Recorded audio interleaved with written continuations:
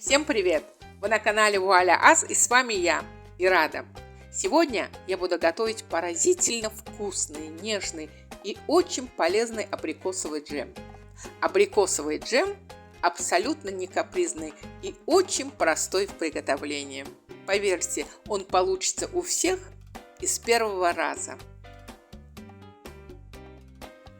А польза абрикосового джема на организм заключается в том, что абрикосы, даже проваренные, содержат калий, кальций, клетчатку, железо, цинк, пектины, каротин и другие полезные вещества. Абрикосовый джем влияет на иммунитет, активизирует работу мозга и улучшает зрение. Одним словом, наслаждаясь абрикосовым джемом, можно совместить полезное с приятным.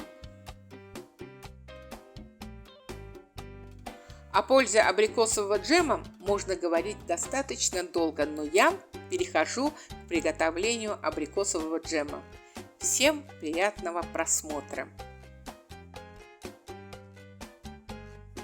И пока я буду делиться своим рецептом и опытом приготовления абрикосового джема, вы можете подписаться на мой канал и нажать на колокольчик, чтобы не пропустить новые видео.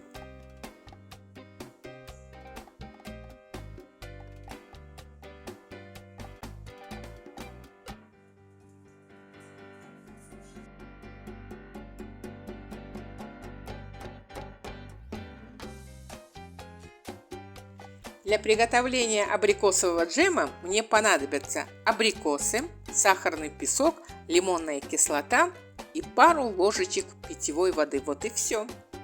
Перечень и количество всех ингредиентов, как всегда, оставлю под видео.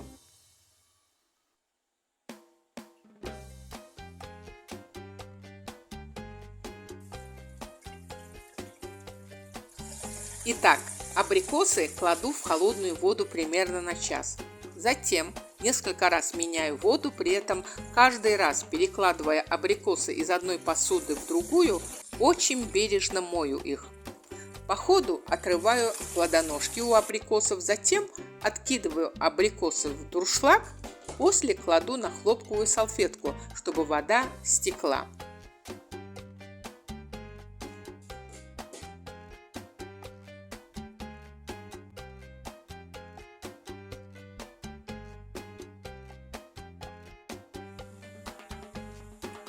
Я заранее стерилизовала банки и крышки, так как джем будет вариться всего 20 минут и без паузы. Я стерилизовала банки самым проверенным, на мой взгляд, методом. Вы же можете сделать это любым удобным для вас способом. Крышки прокипятила примерно 5 минут, посуда готова.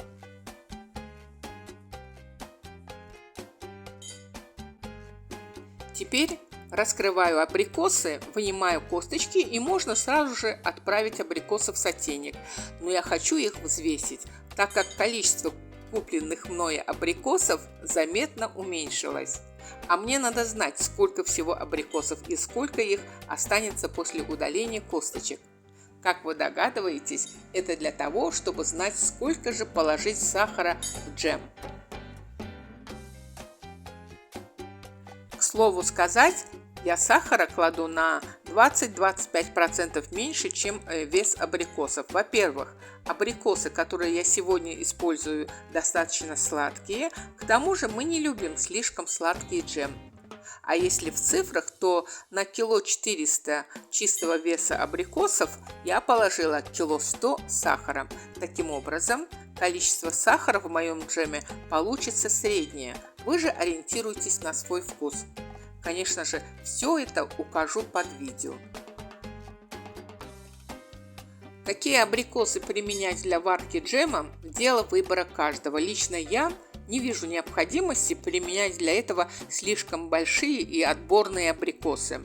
Я сегодня варю джем из мелких абрикосов. Честно говоря, я не знаю, как этот сорт называется, но абрикосы достаточно спелые, ароматные и к тому же недорогие. Так, идем дальше. Абрикосы готовы. Я их раскрыла, удалила плодоножки, косточки, какие-то неровности. И теперь можно их смело отправить в сотейник. А сотейник должен быть с толстым дном, или хотя бы надо будет подложить под сотейник рассекатель, ну или железку какую-нибудь. Предварительно наливаю половину выделенной воды в сотейник, а это примерно 20-25 мл, то есть 2-3 столовые ложки, и растворяю в ней лимонную кислоту.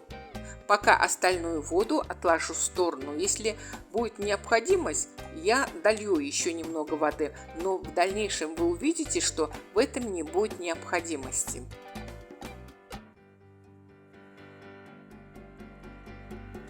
Лимонная кислота играет роль натурального консерванта, к тому же она помогает проявить и сохранить цвет абрикосов. Но в погоне за идеальным цветом нельзя перестараться с лимонной кислотой, так как избыточное количество лимонной кислоты в джеме придаст ему неприятный терпкий вкус.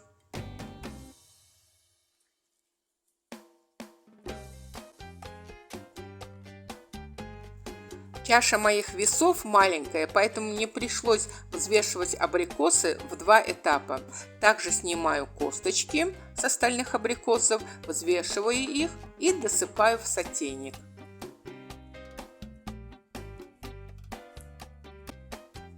Итак, кладу сотейник на очень тихий огонь.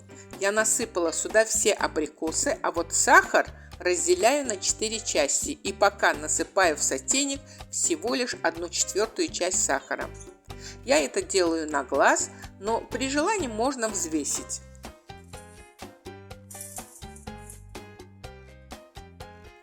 Очень скоро абрикосы запустят сок. Правда, пока немного, но даже этого достаточно, чтобы дно не прихватило. Все время помешивая джем, довожу его до кипения.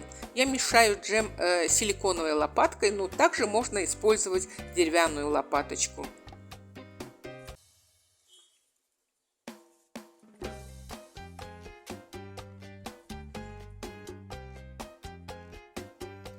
Сока достаточно, и я убираю остаток воды в сторону, она мне не нужна.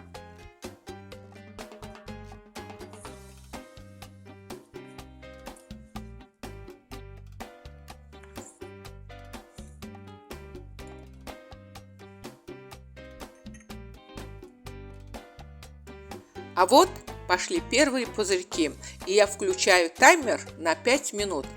Варю на огне чуть ниже среднего ровно 5 минут, не больше.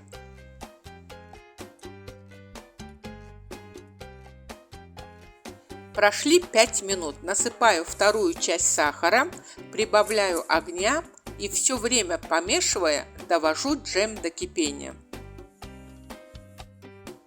Друзья, отходить от джема нельзя ни в коем случае, так как если дно посуды прихватит, то вы этот запах уже ничем не перебьете. Поэтому если вы хотите получить безупречный продукт, рекомендую выделить всего 20 минут своего времени для уваривания абрикосового джема.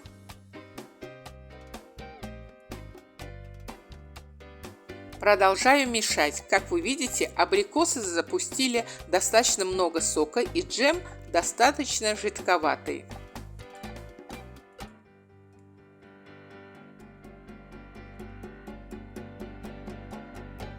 Вот вновь пошли пузырьки. Опять насыпаю сахар и все время помешивая довожу джем до кипения. По цвету абрикосов видно, что джем почти уварился. Теперь остается еще раз добавить сахар, довести до кипения, проварить джем 5 минут и собрать по стерилизованным банкам. Но тут есть один тонкий момент. Как вы видите, абрикосы уже достаточно мягкие, но последующих 5 минут варки недостаточно будет для того, чтобы они полностью разварились и приобрели кашицеобразный вид.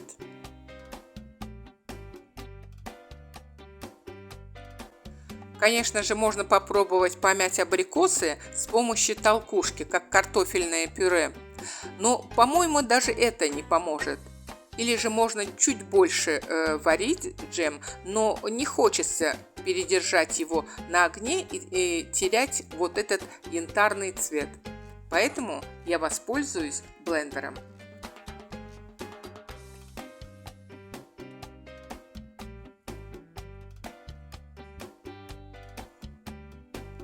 Насыпаю последнюю часть сахара и, не дожидаясь пузырьков в джеме, все быстренько прокручиваю в блендере. И уже не будет необходимости передержать джем на огне.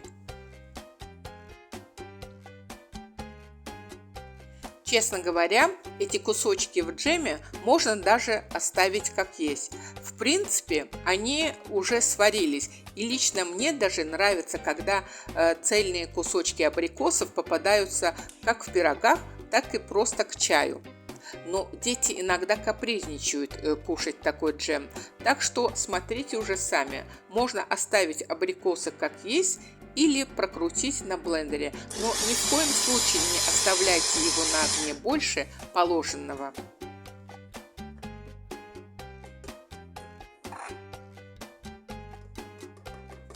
А вот и финальные аккорды. Все время помешивая, прокрученный на блендере джем варю еще 5 минут. Затем в горячем виде собираю по банкам.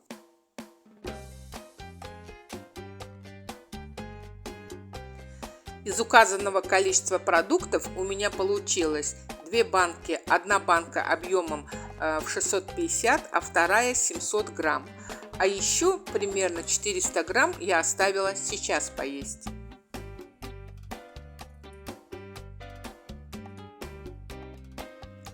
Как вы видите, джем пока жидковатый, но к утру он чуть-чуть загустеет, а содержимое в банках дойдут до нормальной кондиции примерно через 2 недели.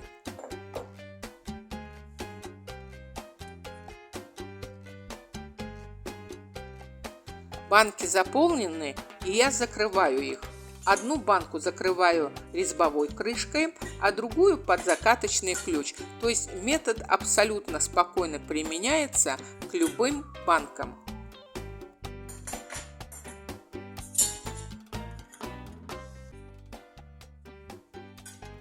Все, идем дальше. Банки не переворачиваю, укутываю теплым пледом и вот в таком виде оставляю примерно на 24 часа. Банки с джемом должны остыть медленно.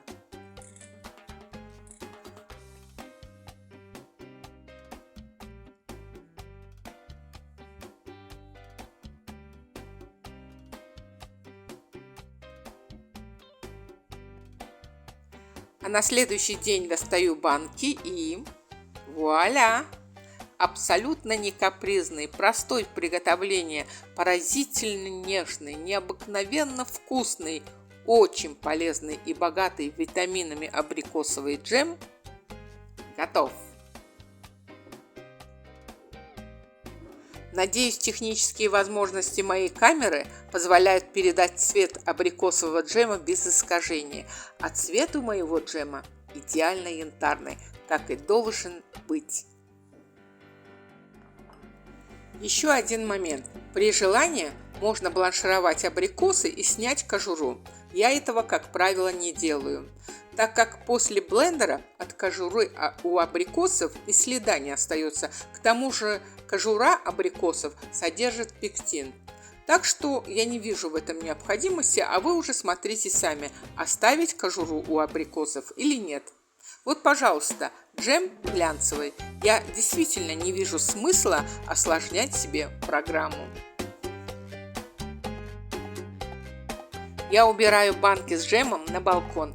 Нет необходимости убирать их в холодильник. Пусть вас не пугает то, что мы варили джем всего 20 минут. Если вы поэтапно все сделали правильно, то ваш джем прекрасно сохранится как на балконе, так и при комнатной температуре и не 1 год. Абрикосовый джем, закатанный таким методом, можно хранить при комнатной температуре годами. Проблема в другом. Содержимое банок очень быстро исчезает, ведь это так вкусно. Серьезно, абрикосовый джем изумительный, а его аромат волшебный, просто волшебный. Попробуйте приготовить абрикосовый джем без консервантов и прочих добавок для себя и для своих близких, ведь ничто не заменит домашнюю кухню.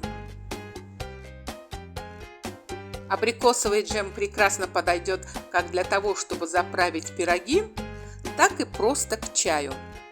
Всем приятного аппетита и побольше приятных поводов для застолья.